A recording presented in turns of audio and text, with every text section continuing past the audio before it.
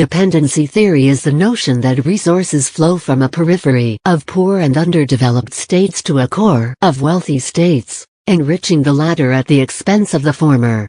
It is a central contention of dependency theory that poor states are impoverished and rich ones enriched by the way poor states are integrated into the world system. The theory arose as a reaction to modernization theory, an earlier theory of development which held that all societies progress through similar stages of development, that today's underdeveloped areas are thus in a similar situation to that of today's developed areas at some time in the past, and that, therefore, the task of helping the underdeveloped areas out of poverty is to accelerate them along this supposed common path of development, by various means such as investment, technology transfers, and closer integration into the world market.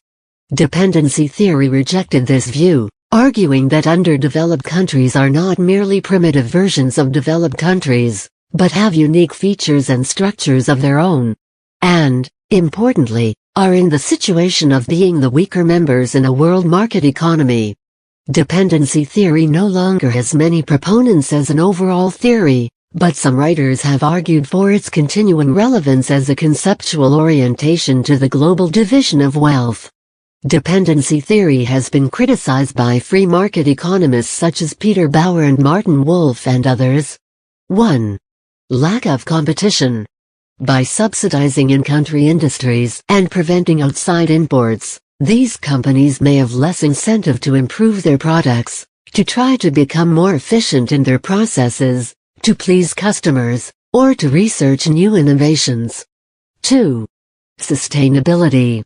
Industries reliant on government support may not be sustainable for very long, particularly in poorer countries and countries which largely depend on foreign aid from more developed countries. 3. Domestic opportunity costs.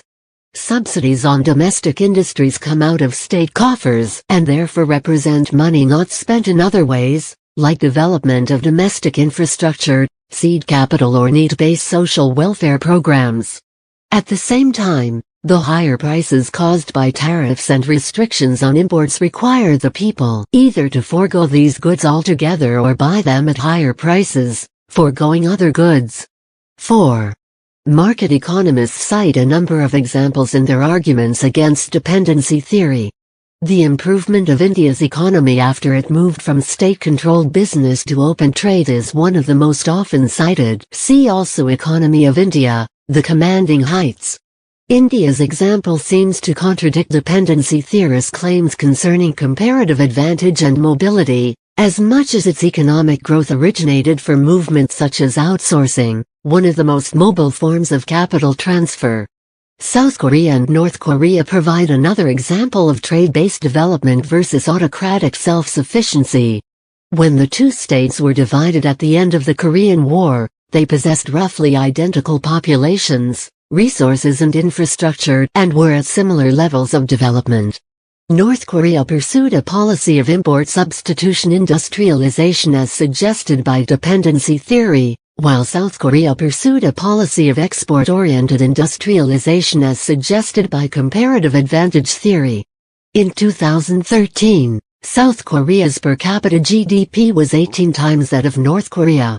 In Africa, states which have emphasized import substitution development, such as Zimbabwe, have typically been among the worst performers, while the continent's most successful non-oil-based economies, such as Egypt, South Africa, and Tunisia, have pursued trade-based development.